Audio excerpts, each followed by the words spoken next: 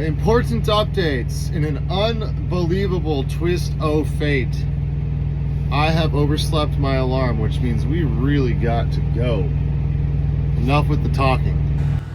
So we're pulling out of Windham, Minnesota here. And if you were wondering what it's like to sleep in the back of a truck behind a Quick Trip in Windham, Minnesota, I'm going to tell you right now, it's pretty nice. We're going to pull out here onto the old back roads today. And by back roads, I just mean not the interstates. This is all them state highways, almost, and U.S. highways. Do you know what I'm trying to say at all? I'm not doing the blue sign driving today. I'm out here in the corn, and I kind of like it. It reminds me of being rural. I grew up rural for the most part. The biggest town I've ever lived in is Redding, California.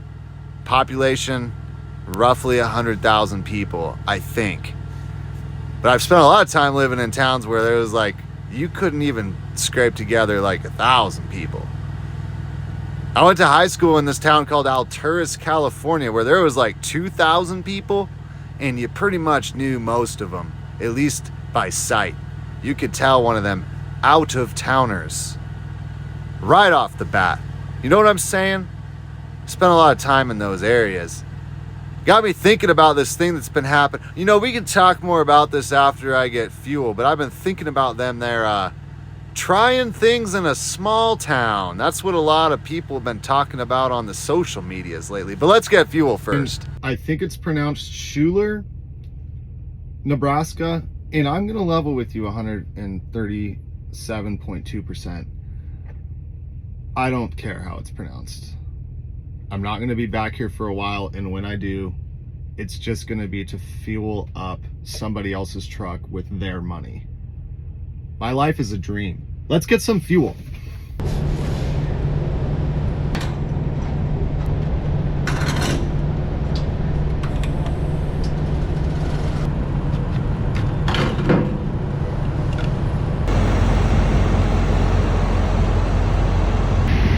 Not bad, right? This is gonna blow your mind. Check this out. They have a Subway here. The truck is fueled. I have snacked. I am satiated. We are 48 minutes into a 30-minute break. Everything is falling apart. I'm not the man that I used to be. Right on schedule. Let's hit some more back roads, huh? So anyways, like I was saying, small towns there, I like them. I graduated high school in Modoc County, California, Alturas, California. I hang around that area. I hung around that area for quite a while, a few years. And something I used to do is I'd go down to the VFW hall. Every Monday night, we had something called the Country Jam, which was just like me and a bunch of the members of the Greatest Generation sitting in a semicircle, taking turns, playing songs for our fellow man. And you want to know what? It was nice. I had a lot of fun with it. I learned a lot. One of the things I learned about was like music. Everything from Sinatra to Eddie Arnold to Dion and the Belmonts. All kinds of cool stuff I learned how to play. You know, I got pretty good at backing people up on the guitar because we'd each take a turn leading a song. And then I learned how to play behind a lot of people. It was a great time. And the only reason I'm telling you about this is because recently there's been this thing about a song called Try That in a Small Town. And everyone's all bent out of shape about it. And I'm going to tell you something right now. There's something that a lot of you haven't been trying in your small towns, big towns or otherwise, is listening to better music.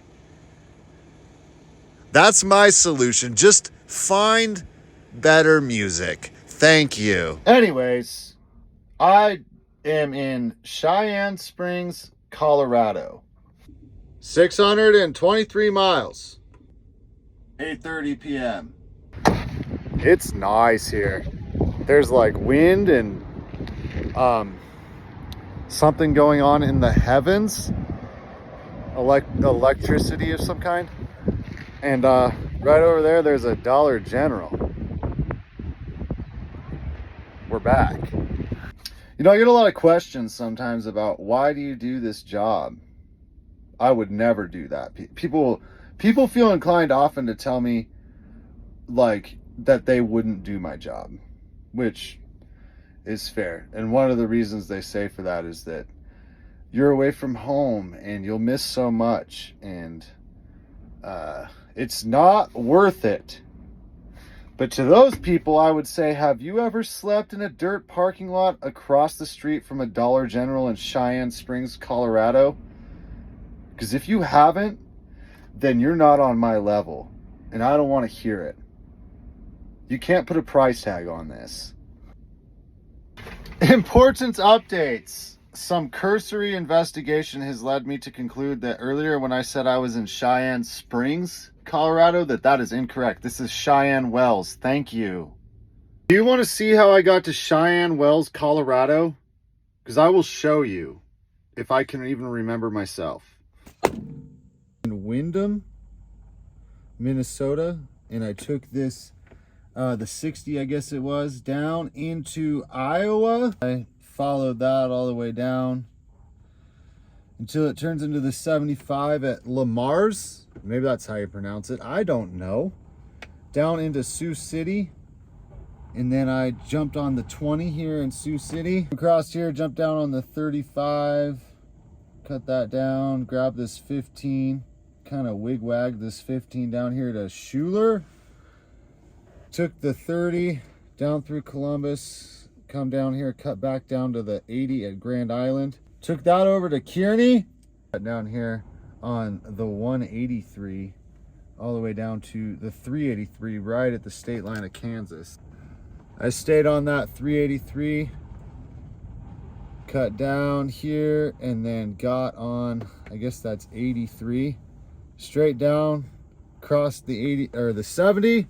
I'm really good at this. I crossed the 70 at Oakley, and then I grabbed all the 40, and I took that to the westward direction until I got into Colorado, and then I took this little bit of the 40 over here to Cheyenne Wells.